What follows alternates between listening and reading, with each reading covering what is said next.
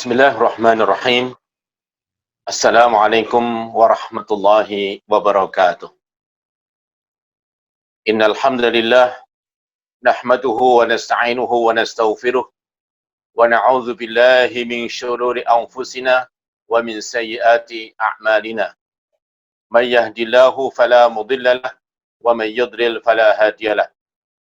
Asyhadu an la ilaha illallah wahdahu la syarika lah wa asyhadu anna Muhammadan 'abduhu wa rasuluh.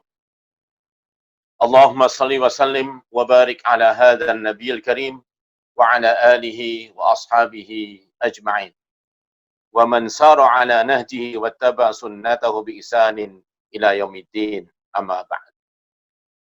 Faqad qala Allah Ta'ala fi muhkami tanzilih, a'udzu billahi as-sami'il 'alim minasy syaithanir rajim. Bismillahirrahmanirrahim.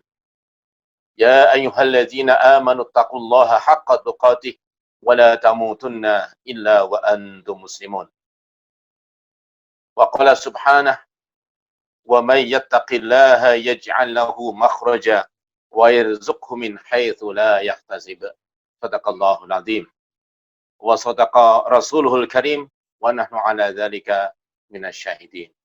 Walhamdulillahi rabbil alamin. Saudara sekalian yang dimuliakan oleh Allah, alhamdulillahirrabbilalamin, pada kesempatan sore hari ini kita dipertemukan oleh Allah dalam majelis ilmu, majelis yang diistimewakan oleh baginda Rasulullah SAW, majelis yang dibangga-banggakan oleh Allah Azza wa Jalla di hadapan para malaikatnya. Maka kita bersyukur, walhamdulillahi rabbil alamin. Salawat dan salam semoga Allah limpahkan kepada junjungan kita Nabi Muhammad sallallahu alaihi wasallam, kepada seluruh keluarganya, para sahabatnya, pengikutnya hingga akhir zaman. Saudara sekalian yang dimuliakan oleh Allah Azza wa Jalla,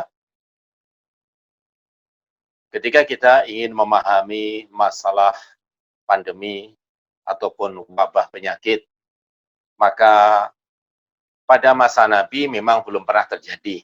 Tetapi Nabi kita Muhammad sallallahu alaihi wasallam sudah menyampaikan sebuah nasihat yang sangat istimewa.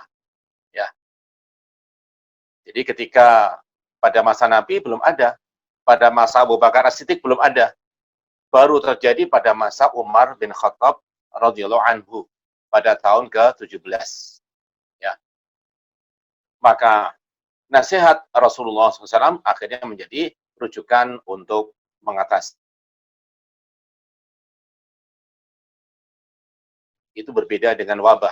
Wabah lebih luas. Ta'un adalah ya wabah penyakit pes yang disebarluaskan dari tikus. Ya. Nah, pada masa Umar bin Khattab radhiyallahu anhu terjadilah wabah penyakit dari daerah Amwas, Palestina.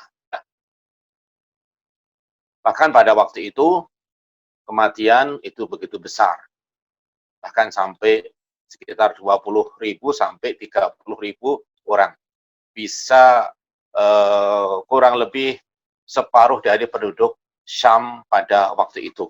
Jumlahnya masih sedikit, sekitar 50.000. Ya.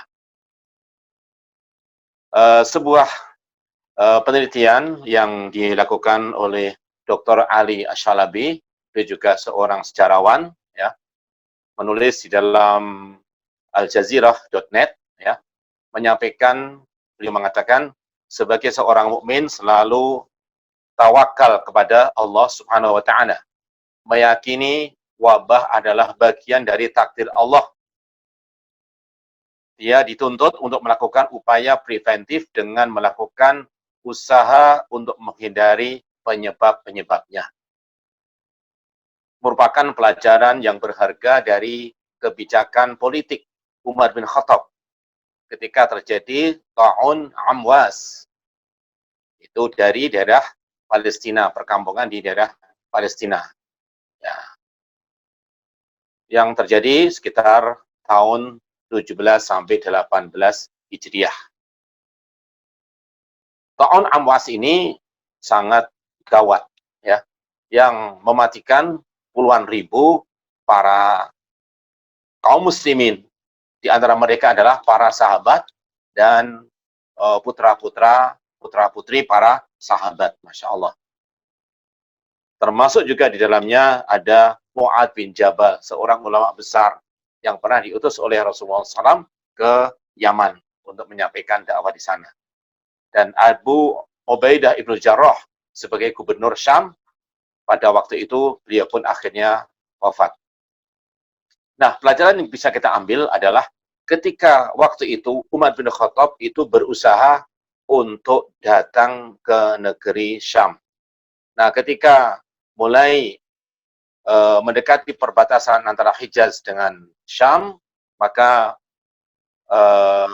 pada waktu itu komandan pasukan dari negeri Syam memberitahukan kepada Umar bin Khattab bahwa negeri Syam sedang diserang wabah penyakit ta'un, yaitu semacam penyakit pes. Ya. Nah, setelah bermusyawarah, akhirnya apa? Umar bin Khattab mengambil keputusan untuk pulang. Ya. Beliau memang panjang musyawarahnya, mengambil tokoh-tokoh muhajirin. Kemudian mereka berbeda pendapat antara Umar harus melanjutkan ataupun Umar harus pulang. Kemudian memanggil tokoh-tokoh Ansor. Ya. Maka mereka pun sama pendapatnya, ada yang mengharuskan Umar tetap menjalankan niatnya, ataupun yang kedua, pendapat yang kedua adalah segera pulang saja meninggalkan wabah penyakit ini. Sampai dipanggillah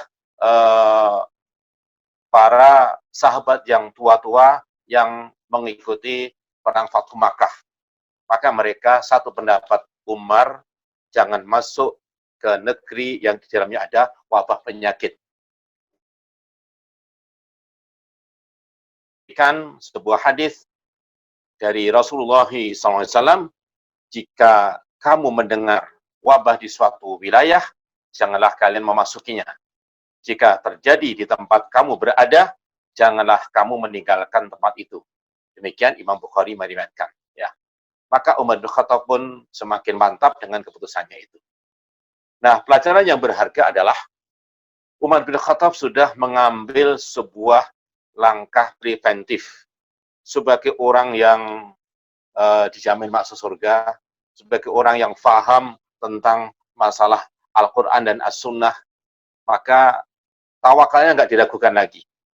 Maka ketika ada sahabat yang bertanya, afiraron min qadarillah, wahai Umar, apakah engkau ingin lari dari takdir Allah?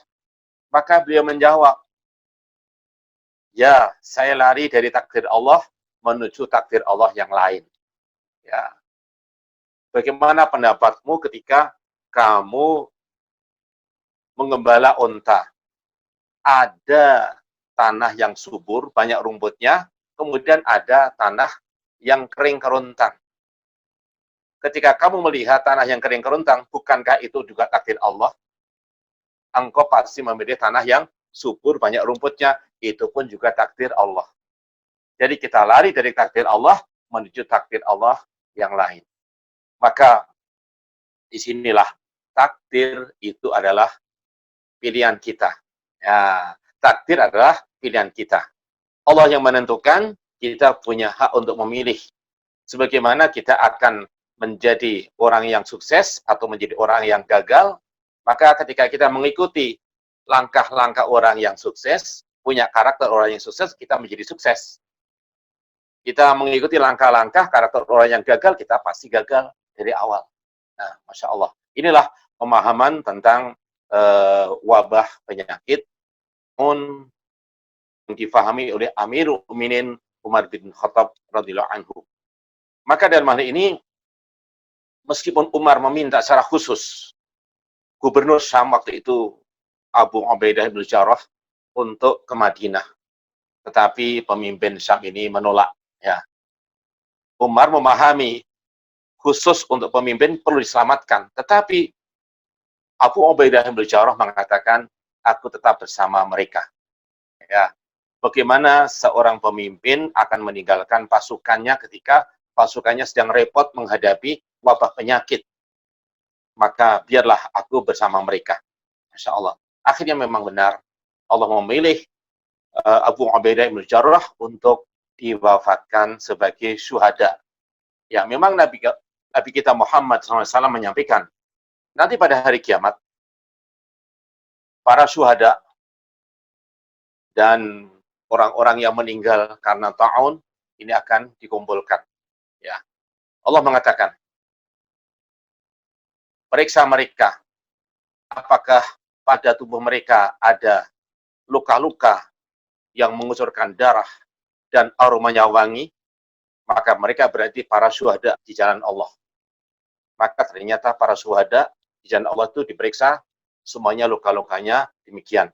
Begitu pula orang-orang yang meninggal karena ta'un, mereka digabungkan dengan para syuhada, tubuh mereka pun berdarah dan luka dengan mengeluarkan aroma yang wangi. Masya Allah. Inilah, maka orang yang meninggal karena ta'un, ini termasuk para syuhada di jalan Allah Subhanahu. Khattab mengangkat ya gubernur Syam yang baru, yaitu Amr bin As.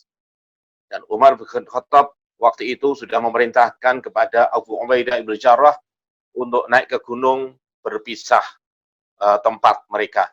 Tetapi sebelum dia melakukan tugas itu, ternyata Abu Ubaidah bin Jarrah itu sudah didahului oleh takdir Allah ketika dia akan naik ke pelana kudanya, naik ke untanya, maka dia sudah terkena serangan penyakit ta'un itu.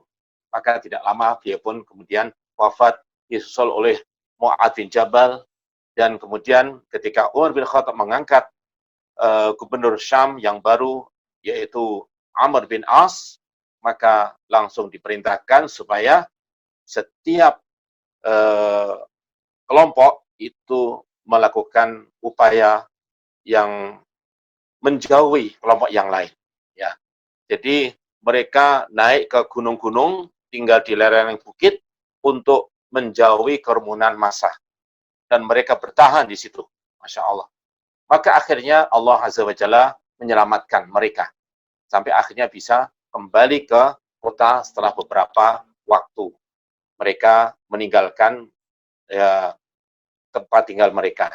Dan inilah luar biasa.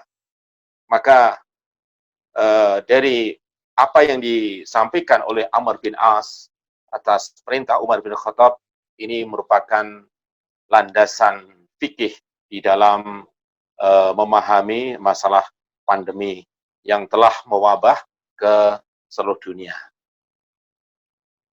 Saudaraku sekalian yang dimuliakan oleh Allah, di dalam Islam kita mengenal sebuah kaidah, la dharara wa la dirar.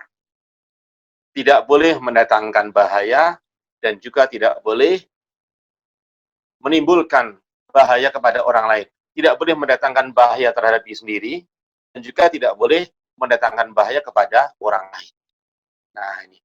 Maka ketika seseorang itu memahami kaidah ini, la dharara wa la dirar, tidak boleh mendatangkan bahaya terhadap diri sendiri dan tidak boleh mendatangkan bahaya kepada orang lain, maka sesuai dengan perintah Rasulullah SAW, ketika kita berada ya di daerah yang jauh dari pandemi, maka kita tidak boleh masuk ke daerah tersebut.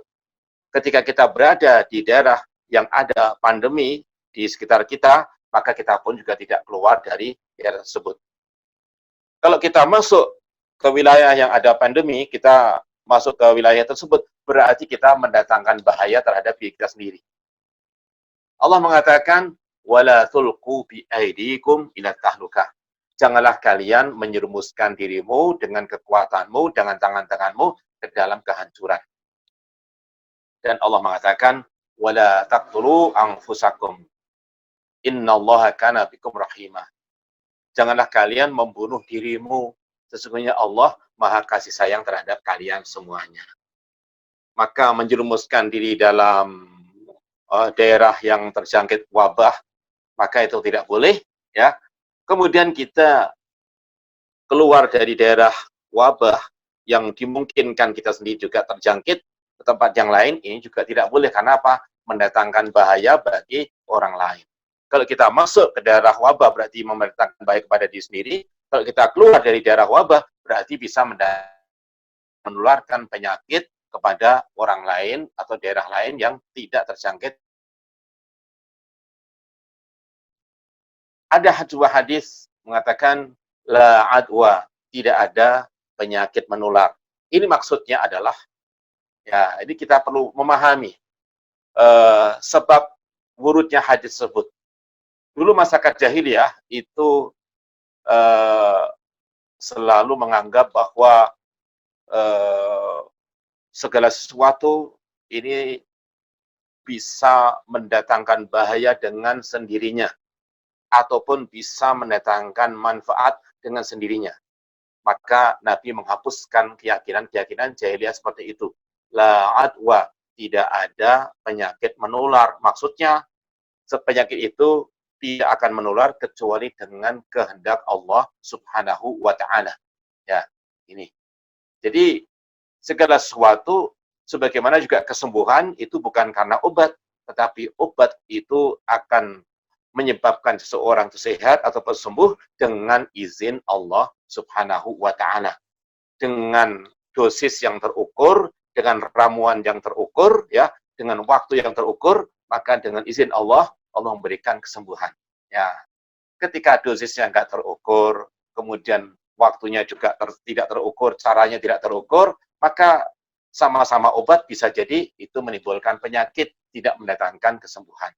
Nah, ini perlu kita memahami sunnatullah di dalam berobat, sunnatullah juga di dalam kita melakukan pembentengan diri preventif, ya, dari berbagai macam penyakit, ya. Maka hadis yang berkaitan dengan masa ini itu sangat istimewa. Kita diperintahkan untuk selalu tawakal kepada Allah Subhanahu wa Ta'ala ketika kita berada di daerah yang ada wabah penyakitnya. Ya. Allah sudah memilih siapa-siapa yang akan terkena wabah tersebut. Maka Rasulullah SAW menyampaikan, at-ta'unu ayatul rizzi ibtalallahu azza wa jalla bihi unasan min ibadih fa idza sami'tum bihi fala tadkhulu alaih wa idza waqa'a bi ardin wa antum biha fala tafirru minhu. At-ta'un merupakan ayat azab yang Allah uji. Dengan ayat ini, tanda kebesaran Allah ini, banyak orang di antara hamba-hambanya. Maka apapun adanya wabah penyakit ta'un ini, maka janganlah kalian masuk ke daerah tersebut. Dan apabila terjadi ta'un di daerah kamu, kalian berada di situ, maka janganlah kalian lari dari daerah tersebut. Janganlah keluar dari daerah tersebut. Ya. Ta'un ini dulu memang Allah sampaikan kepada Bani Israel. Ya. Maka merupakan azab Allah, ya, pada pasukan Nabi Musa alaihissalam karena terjadi sebuah kemaksiatan, maka dalam waktu satu pekan kematian sudah mencapai 70.000 pasukan mujahidin Bani Israel. Ini pada masa Nabi Musa alaihissalam. Ya. Tapi kemudian Allah angkat ketika mereka bertaubat kepada Allah Subhanahu wa Ta'ala. Maka dengan adanya, ya, pandemi ini, kita diperintahkan untuk perbanyak istighfar, bertaubat kepada Allah Subhanahu wa Ta'ala. Nah, hikmah yang istimewa disampaikan oleh Ibnu Qayyim al-Jauziyah, ya. Kenapa kita dilarang untuk memasuki daerah yang terjangkit pandemi tersebut? Ya. Yang pertama, hikmahnya adalah kita diperintahkan untuk menghindari penyebab-penyebab yang bisa menimbulkan masalah besar, yaitu penyakit yang menular tersebut. Ya. Jadi kita diperintahkan untuk menjauhi penyakit yang menular. Hikmahnya, sebagaimana Nabi mengatakan, firra minal majdumi kama tafiru minal asad atau firarul asad. Jauhilah kamu dari orang yang terkena penyakit kusta sebagaimana kamu menjauhi singa. Masya Allah. Kamu takut sama singa, lari dari singa. Itu boleh. Jadi takut kepada selain Allah, ya, untuk membentengan diri kita, kita boleh, gitu ya. Sebagaimana ada ular, itu kita menjauh ya dari ular tersebut boleh karena apa? Untuk membentengan diri kita. Yang tidak boleh itu takut kepada selain Allah sehingga kita tidak beribadah kepada Allah, menyimpang dari tauhid kepada Allah Azza wa Jalla. Ini yang dilarang.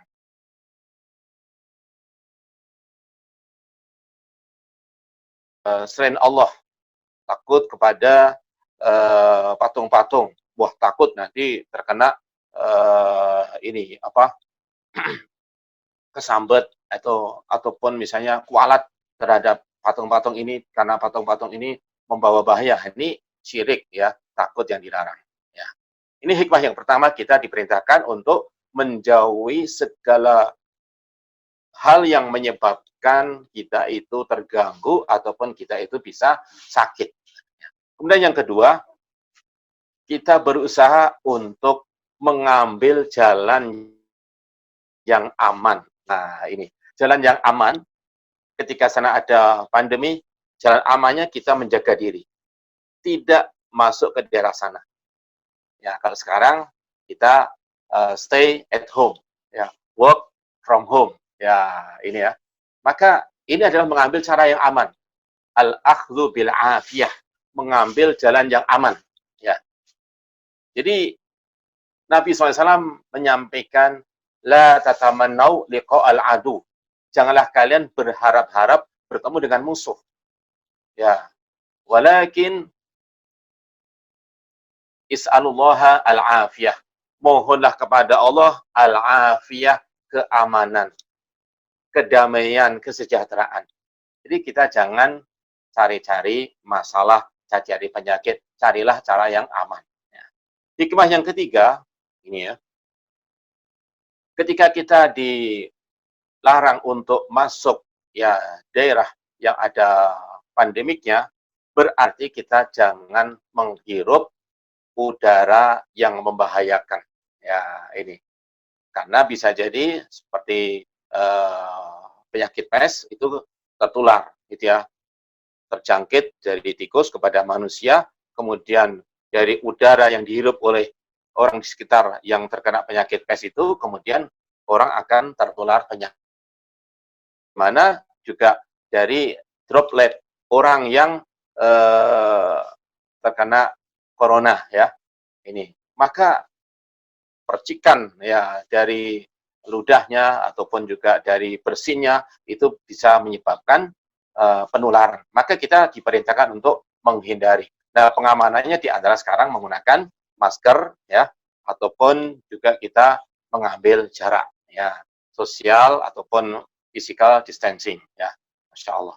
Hikmah yang keempat adalah kita juga tidak mendekati orang yang sakit ya, karena jelas orang yang sakit ini penyakitnya bisa menular dengan melakukan kedekatan secara fisik dengan mereka. Ini ya. Maka kita mengambil jarak aman, menjauhi mereka. Nah, ini. Maka Nabi mengatakan, ya, la yaridanna mumridun ala musihin. Jangan sampai orang yang sakit itu mendatangi orang yang sehat. Ya, begitu pula jangan sampai orang yang sakit didatangi oleh orang yang sakit. Jadi dalam hal ini mungkin kita ketika ingin mengamalkan menjenguk orang sakit itu pahalanya besar, 70.000 malaikat mendoakan kita, memohonkan ampunan kepada Allah untuk kita. Kita juga bisa memahami, mendoakan itu bisa dari manapun ya. Kita bisa dari rumah atau kita bisa dari mana saja, insya Allah. Nah, kemudian yang kelima, Ibnu Qayyim al-Jauziyah menyebutkan bahwa berkaitan dengan penyakit yang menular. Nah,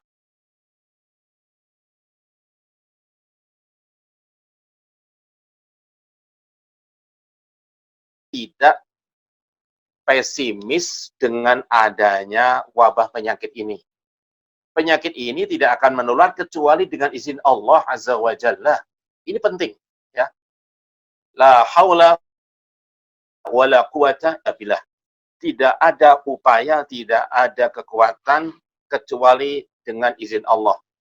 Tidak akan terjadi penyakit kecuali atas izin Allah Azza wa Jalla. Karena bersikap pesimis, kekhawatiran, nah ini ya, kemudian akhirnya frustasi, ini semuanya cacat akidah. Mendatangkan cacat dalam keyakinan. Kita harus yakin dan tawakal kepada Allah Subhanahu wa Ta'ala. Nah, sedangkan kita menghindari wabah penyakit, tidak masuk ke daerah yang ada pandeminya, itu bagian dari tawakal kita kepada Allah Azza wa Jalla. Ya, ini. Karena perintah Nabi menjauhi, maka kita pun juga memohon kepada Allah, la tatamannaw liqa'al adu was'alullaha al-afiyah fa idza laqitumuhum fasbiru. Janganlah kalian mengharap-harap bertemu dengan musuh, mohonlah kepada Allah al-afiyah, kesejahteraan, keamanan. Tetapi apabila kalian menghadapi mereka, menemui mereka, maka bersabarlah. Ya. Nah, berikutnya pandemi COVID-19 ini, ya, banyak orang menduga-duga, menyampaikan pendapatnya, baik itu para ahli ataupun juga para dokter dan sebagainya. Para ulama juga menyampaikan pendapat-pendapatnya. Terjadi perbedaan pendapat, hal itu wajar, ya. Ini ya. Hal itu wajar. Karena setiap orang itu akan memahami dari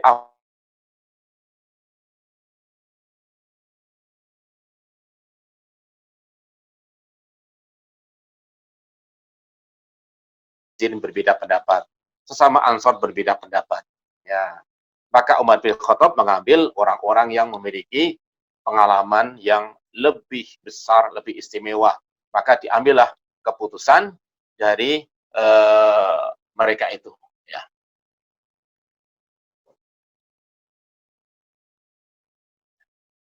Kemudian ketika ada orang mengatakan ini konspirasi dan sebagainya, ya anggap saja itu benar atau tidak dianggap itu sebagai konspirasi misalnya.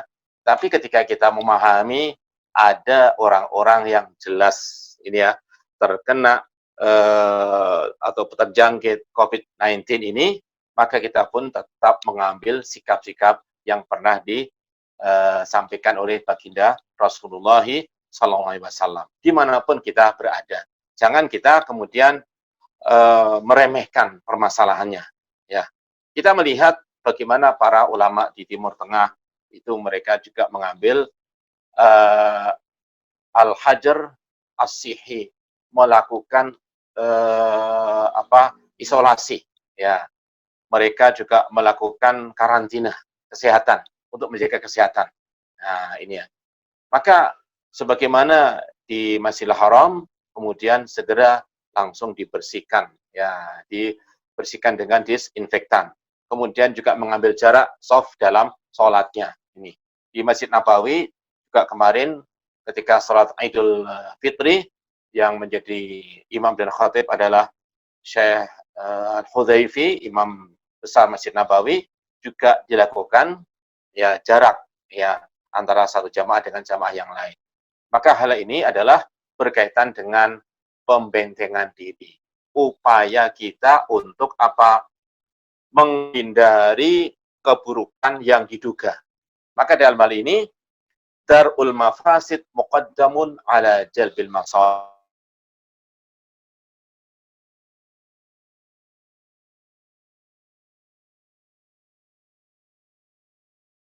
Bandingkan upaya untuk mendatangkan kemaslahatan-kemaslahatan.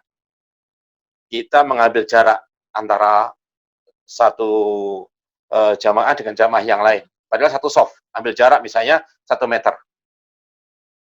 Ini ada darul mafasid, lebih diutamakan daripada upaya merapatkan soft sholat. Ini kan sunnahnya merapatkan soft sholat kita.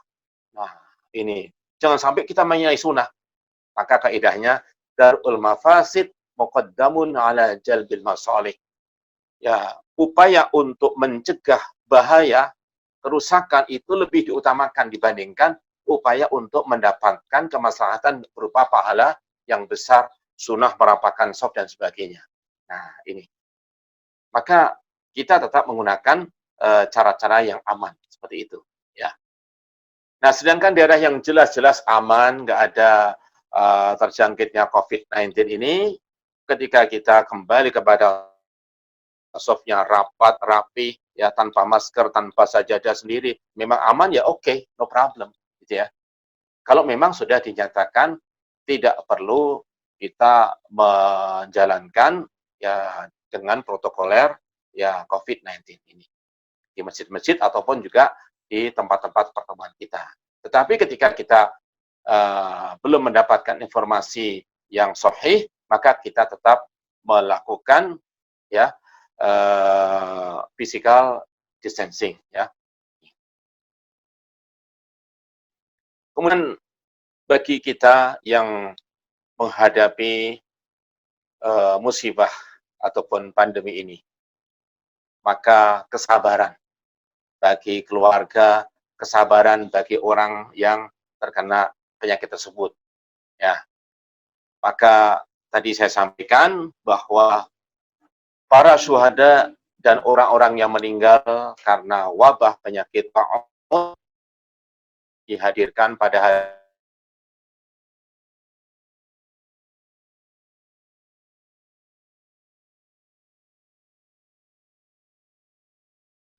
maka kemudian diperintahkan untuk dicek luka-luka mereka, apakah mengeluarkan darah dan mengeluarkan aroma yang wangi. Ternyata mereka benar, luka-luka mereka berdarah dan aromanya harum, semerbak wewangi seperti minyak misik, Masya Allah. Fahum syuhada, maka mereka dinyatakan oleh Allah sebagai para syuhada. Ya. Kemudian ketika kita bersabar, gitu ya, menghadapi penyakit, bersabar juga dalam kondisi menghadapi berbagai macam kesulitan yang seperti ini. Ya, mau ke masjid aja harus pakai masker, harus pakai sajadah sendiri, cuci tangan dulu sampai masjid cuci tangan lagi, kemudian nanti keluar dari masjid cuci tangan lagi, sampai rumah cuci tangan lagi misalnya itu. Ada kesulitan, ya. Dalam hal ini sebenarnya inilah bagian dari cara Islam mengajarkan kepada kita bahwa hifdzun nafsi muqaddamun ala hifdziddin. Menjaga keselamatan diri itu lebih diutamakan daripada kita menjaga syiar-syiar agama Allah. Nah, ini ya. Salat berjamaah syiar. Shaf yang rapi syiar. Ya, ini. Yang rapat-rapi, jabataan syiar Islam. Salat Id syiar Islam. Tetapi demi menjaga keselamatan nyawa-nyawa manusia, keselamatan dan kesehatan kita semuanya, maka kita mengutamakan keselamatan diri, bukan mengutamakan syiar-syiar tersebut. Nah, ini. Maka jangan kemudian dibandingkan, apa yang kita takut? Oh, ini menjalankan syiar agama Allah. Nah, ini. Kita tidak takut menjalankan syiar agama Allah. Tetapi memang kaidahnya hifdzun nafsi muqaddamun ala hifdziddin. Kaidah fikihnya begitu.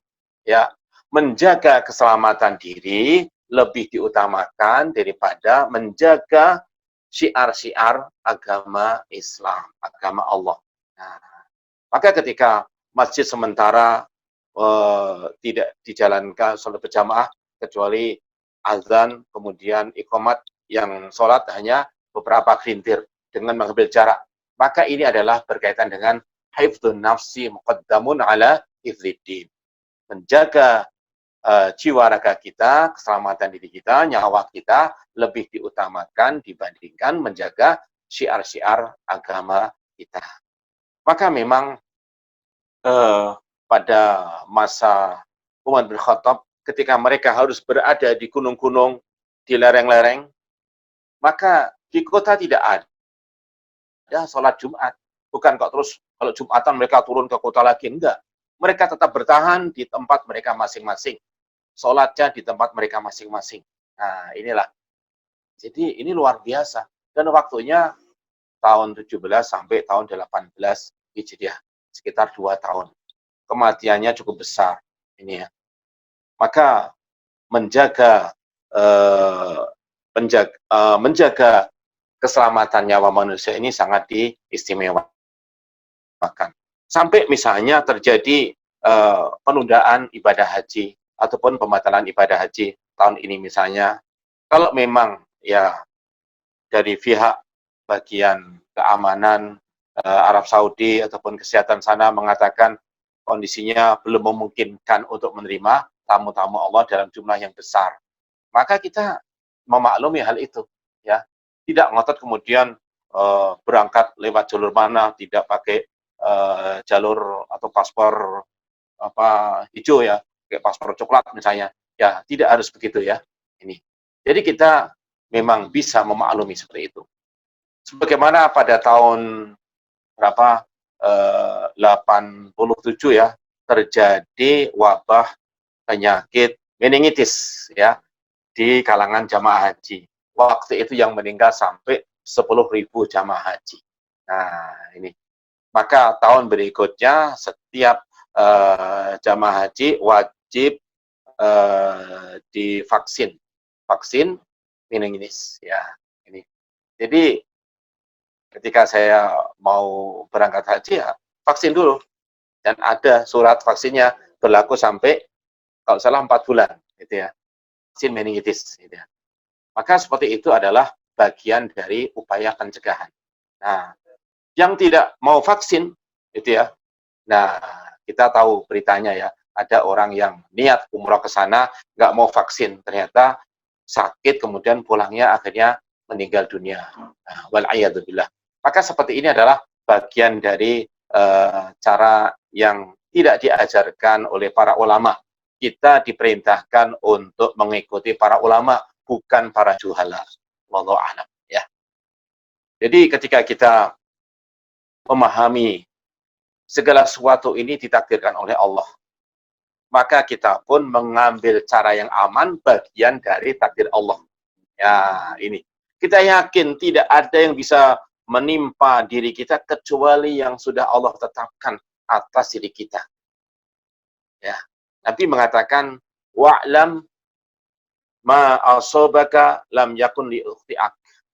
Ketahuilah bahwa yang menimpa dirimu, yang mengenai dirimu, memang Allah takdirkan tidak akan meleset darimu. Wa ma akhta'aka lam yakun liyusibak.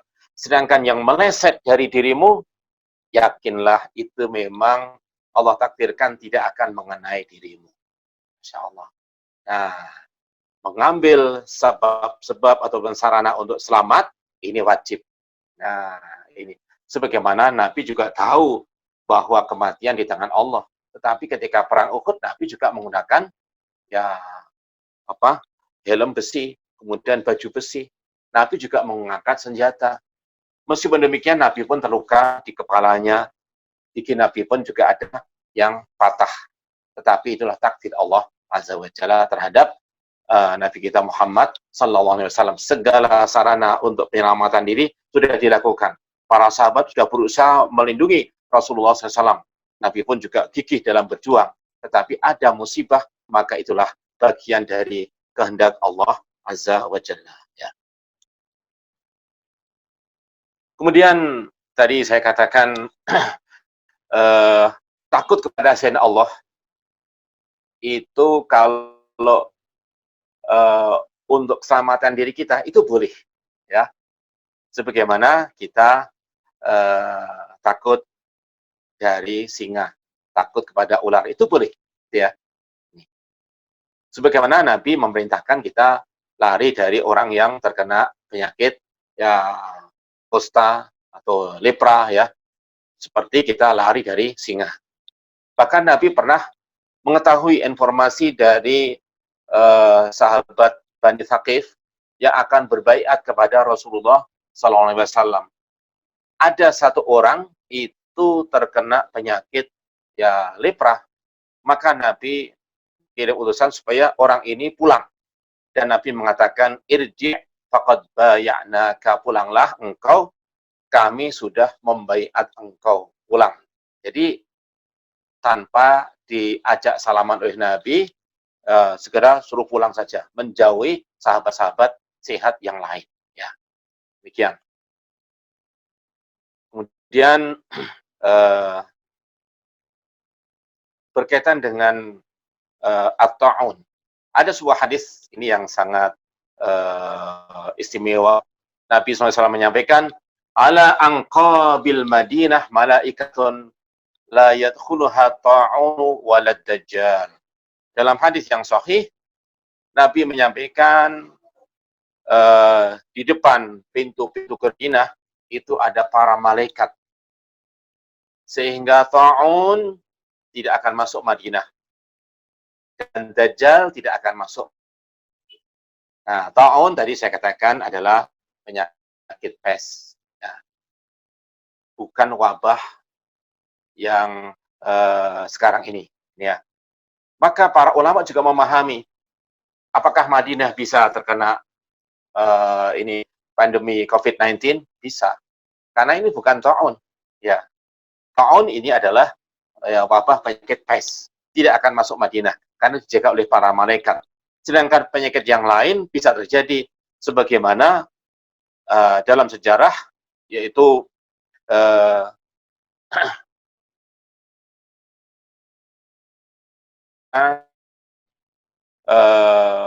perkataan Abul Aswad Ad-Du'ali. Ketika aku masuk ke kota Madinah, maka banyak orang-orang yang meninggal. Kematian yang mengerikan. Ini terjadi di Madinah. Ada wabah penyakit. Lakinnahu ghairu ta'un, tetapi penyakit ini bukanlah penyakit wabah ta'un ataupun wabah penyakit pes yang disampaikan dalam hadis Nabi SAW menjaga para malaikat menjaga Madinah dari penyakit ta'un tersebut. Ya. Kemudian dalam sejarah memang pernah terjadi beberapa kali, gitu ya, ibadah haji itu terhalang. Apakah karena faktor keamanan, gitu ya? Orang-orang Syiah Qaramithah melakukan penyerangan ke dalam Masjidil Haram. Mereka bisa membunuh lebih dari 150.000 kaum muslimin. Ya. Maka akhirnya ibadah haji gagal pada tahun itu. Semuanya lari tunggang langgang, keluar. Ya. Yang ada itu dibunuh semuanya. Maka ibadah haji pun gagal pada tahun itu. Mereka sedang kumpul di Arafah. Ya, itu. Semuanya dibantai. Kecuali orang-orang yang bisa menyelamatkan diri. Kemudian juga pada masa kekhilafaan Turki Utsmani, ya, maka pernah juga ya terjadi wabah penyakit kolera. Ya, ini ya, penyakit kolera. Maka saja pihak pemerintahan itu berusaha mencegah ya kaum muslimin supaya mereka tidak berhubungan dengan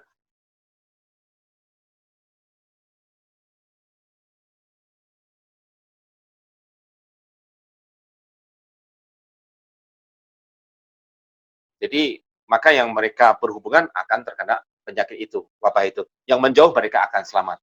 Ini, Masya Allah. Jadi berkaitan dengan masalah penundaan haji ataupun juga ibadah lain, maka jangan heran. Ini ya. Ketika ada para ulama menyampaikan fatwa, mereka sudah merujuk pada fakta-fakta sejarah terjadinya penundaan haji ataupun peniadaan sholat jamaah. Maka Nabi pun ketika dalam keadaan hujan, Nabi memerintahkan hayya 'alas shalah diganti dengan shallu fi rihalikum. Salatlah di rumah-rumah kalian, di tempat tinggal kalian. atau sallu fi buyutikum, salatlah di rumah-rumah kalian, ya. Maka ketika terjadi wabah yang mengkhawatirkan, maka seperti ini bisa dikiaskan. Nah, inilah kembali kepada Nabi mengatakan ad-dina yusrun. Inna hadza dina yusrun wala yushadda dina ahadun illa ghalabah. Sesungguhnya agama ini adalah mudah, tidak ada seorang pun yang mempersulit pengamalan agama ini kecuali dia tidak akan sanggup mengamalkannya. Jadi inna hadza dina yusrun wala yushadda dina ahadun illa ghalabah. Agama ini adalah mudah, tak seorang pun yang mempersulit pengamalan agama ini kecuali dia tidak akan sanggup untuk mengamalkan agama ini. Ya. Maka luar biasa apa yang dinasihatkan oleh Rasulullah SAW. Dalam keadaan kesulitan pasti ada kemudahan. Datangnya rukhsah itu karena apa? Adanya kesulitan. Maka dalam para ulama menetapkan al-masyaqqatu tajlibut taisir. Ini kaidah besar. Segala kesulitan pasti mendatangkan kemudahan.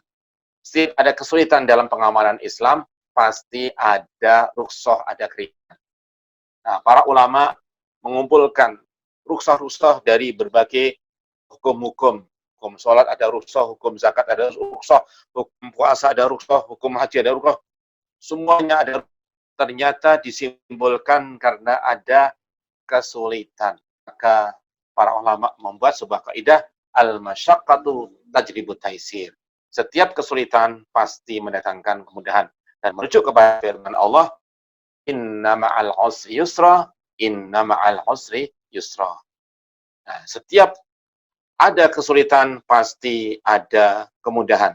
Sesungguhnya bersama kesulitan ada kemudahan lagi.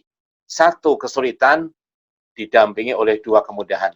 Maka Nabi mengatakan, fala yaghlibal yusru, fala yaghlibal usru yusraini. Tidak mungkin satu kesulitan mengalahkan dua kemudahan. Demikian apa yang kita pelajari pada sore hari ini. Mudah-mudahan kesulitan yang kita hadapi ini segera Allah angkat, Allah berikan kemudahan. Dan ketika urusannya sudah mudah, kembali normal, maka hukum-hukum pun kembali kepada posisinya masing-masing. Ya, ini kembali kepada kondisi yang sebenarnya syariat dibangun atas dasar rahmat Allah, atas dasar kemudahan, maka jangan dipersulit dan juga jangan disepelekan. Orang yang mau bersulit tidak sanggup mengamalkan, orang yang menyepelekan akan jauh dari agama Allah. Wallahu a'lamu bishawab. Aqulu qouli hadza wa astaghfirullah wa lakum wa lisairil mu'minina wal mu'minat fastaghfiruh innahu huwal ghafurur rahim wa qur rabbighfir warham wa anta khairur rahimin. Wassalamualaikum warahmatullahi wabarakatuh. Waalaikumsalam warahmatullahi wabarakatuh. Syukran Ustaz, terima kasih atas materinya. Ini sedikit saya review dari apa yang disampaikan oleh Ustadz Fadlan. Di sini banyak poinnya, cuma saya menyebutkan beberapa poin penting, diantaranya beberapa kaidah dasar yang cukup penting buat kita semua. Pertama, la diroro wala diror. Kemudian yang kedua adalah menjaga keselamatan diri lebih penting dan daripada mengutamakan syiar-syiar agama.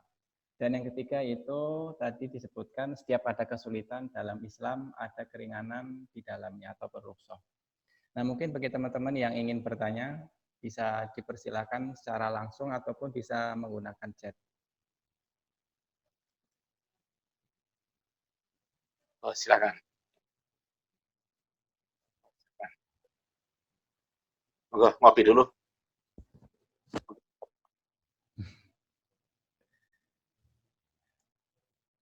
Monggo Ustaz.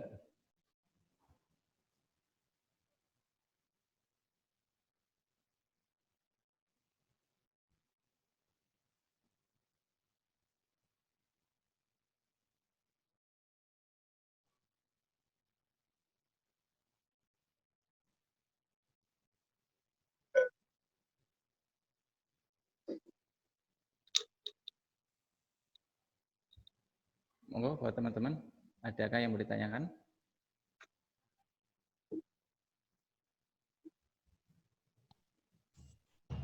Ya, saya mungkin ya. Mas.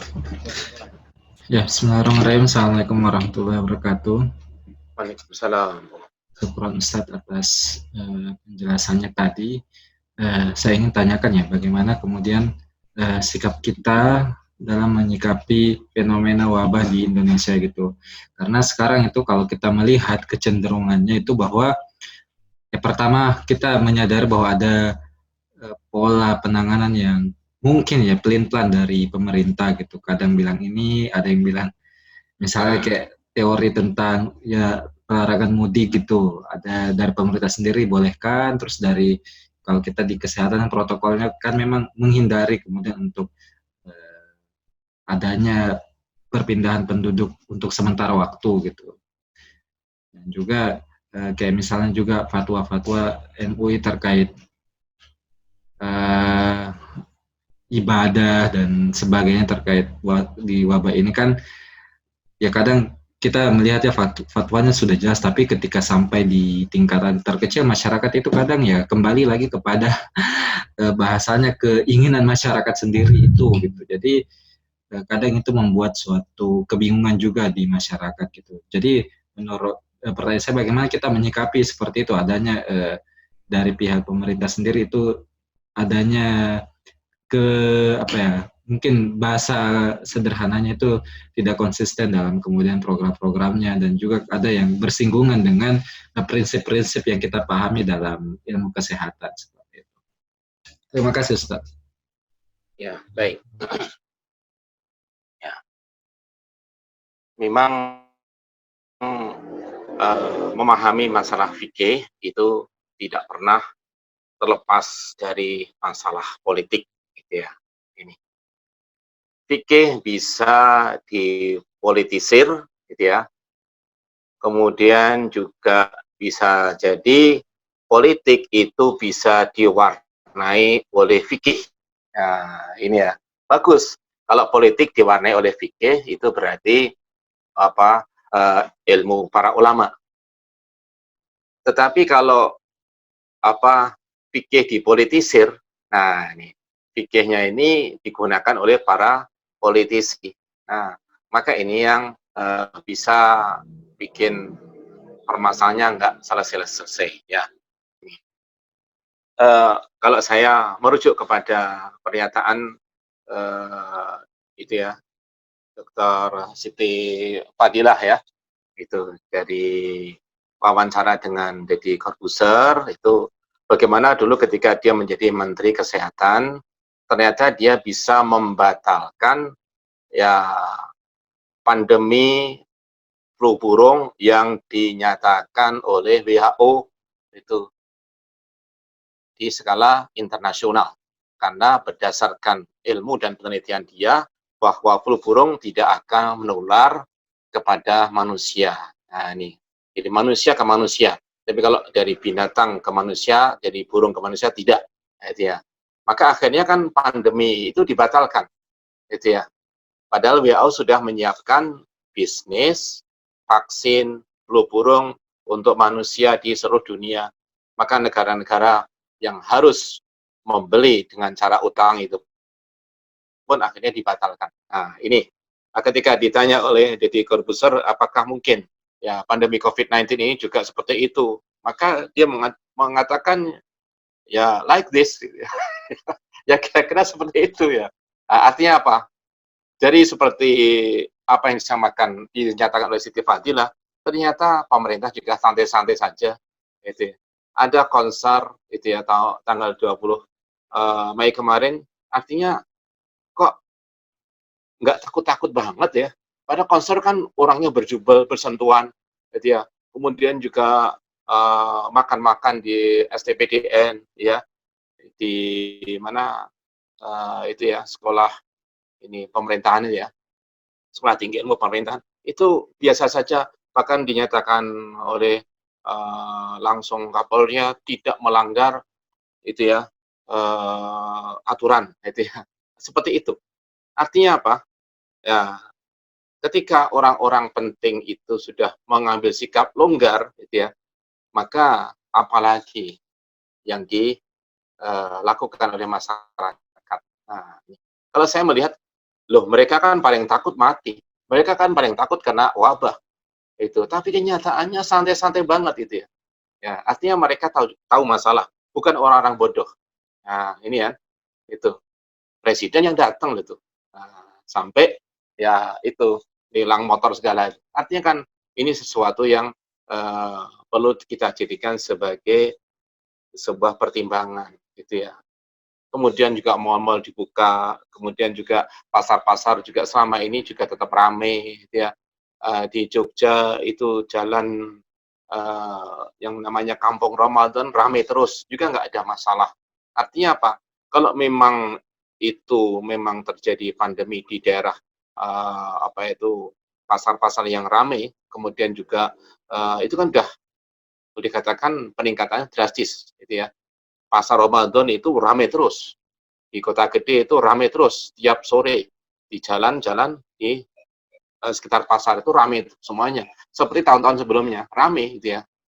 Ya, makanya kita jangan kemudian terlalu apa membuang energi kita memperdebatkan sikap-sikap pemerintah kok santai-santai saja. Ya memang kita harus ikut santai aja, nggak usah gekeng, nggak usah kita tegang menghadapi kasus-kasus seperti itu. Ya memang yang selama ini tegang para dokter, orang-orang akademisi, orang-orang apa para ilmuwan memang tegang gitu ya. Karena acuannya adalah WHO itu ya. Ya, tapi ketika kita melihat permasalahan di pasar, gitu ya, ternyata praktisi bisnis pun santai aja sekarang itu ya. Bahkan ya bisnis alat kesehatan gitu ya, itu bisa mengambil keuntungan berlipat-lipat. Nah, ini yang jadi apa? Mungkin peluang bagi mereka. Wallahu a'lam. Ya. Saya ingin memberikan contoh di masjid-masjid kami juga tetap dijalankan sholat berjamaah ya. Sebagaimana saya juga khutbah Jumat itu tetap jalan meskipun jumlahnya memang berkurang karena selama ini ada yang dihentikan sholat Jumatnya gitu ya. Maka sebagian masyarakat mengambil kenyamanan. Nah, ini. Nah, udah memang sholat di rumah itu asik, apalagi nggak Jumatan tuh asik, itu enak-enak aja itu ya di rumah. Sampai sholat Id pun banyak yang tidak diadakan, ya enak gitu ya. Nggak mengadakan juga di rumah itu. Jarang yang mengadakan, karena jarang yang bisa sholat Id jadi imam sendiri ataupun khotib sendiri atau sholat sendiri juga jarang yang bisa melakukan gitu ya. Ini karena nggak ada pengajian untuk itu gitu ya. Ini ya. Jadi selama ini juga banyak orang tidak belajar. Tahunya ya di lapangan ketika atau di masjid. Ketika nggak diadakan, dari mana mereka dapat ilmunya? Gitu ya.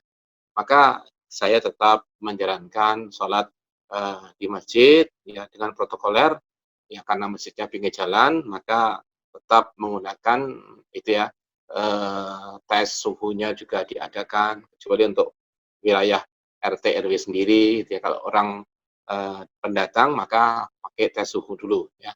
Kemudian juga disarankan menggunakan masker dan juga menggunakan sajadah sendiri dan tetap menggunakan jaga jarak. Wallahu a'lam.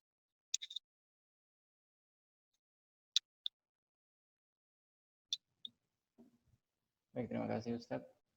Mungkin dari teman-teman ada yang ingin bertanya kembali. Masih ada waktu sekitar 8 menit.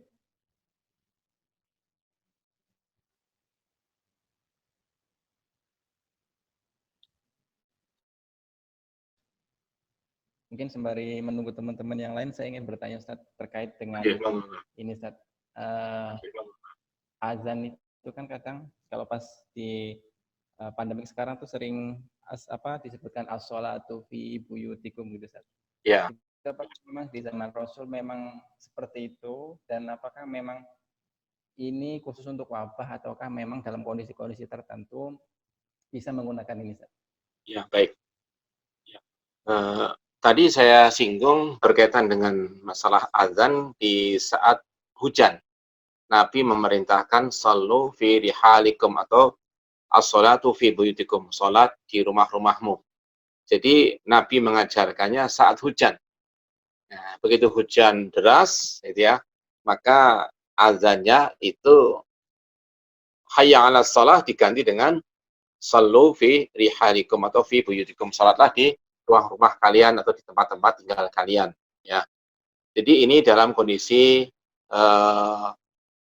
sulit untuk menghadiri masjid karena pada waktu itu Madinah belum diaspal, belum disemen, jalan-jalannya masih tanah becek, berlumpur gitu ya. Maka disebabkan jalan-jalannya berlumpur, becek gitu ya, dan belum ada jas hujan waktu itu ya, ya orang menggunakan payung juga khusus orang-orang tertentu ya. Kalau tidak kaya nggak punya payung gitu ya, mitullah itu tentu saja hanya orang-orang yang kaya itu ini pakai payung. Maka Nabi dengan kasih sayangnya memerintahkan sholatlah di rumah kalian. Ya, ini ya. Apalagi ketika ada bahaya, gitu ya. Maka tentu saja ini lebih dibolehkan, gitu ya. Perintah untuk sholat di rumah, ya. Di saat ada bahaya. Ketika ada kesulitan, gitu ya, merepotkan, jalan becek, berlumpur, gitu ya. Itu. Nah, ini kalau jalan ya bisa kejeblos-jeblos gitu ya. Nah ini. Maka itu saja akhirnya sholatnya diperintahkan di rumah. Apalagi ketika ada bahaya seperti tadi ya penularan wabah penyakit, maka tentu saja lebih diutamakan. Ya. Tapi ketika ternyata itu, wabah penyakit ini sudah tidak begitu membahayakan gitu ya, dan wabahnya di Jogja sendiri dinyatakan sudah aman gitu ya, maka ya kembali kepada kondisi semula itu lebih baik. Jadi provinsi-provinsi yang dinyatakan aman, maka kembali kepada cara pelaksanaan ibadah ya sesuai dengan tuntunan Rasulullah SAW. Ya, demikian ya. Jadi tidak hanya dalam kondisi wabah saja, tetapi Nabi mengajarkan pada waktu itu karena cuaca hujan. Gitu ya. Jadi ketika ada yang lebih berbahaya, lebih merepotkan, ya maka bisa sallu fi buyutikum, salatlah di rumah-rumah kalian. Demikian, wallahu a'lam.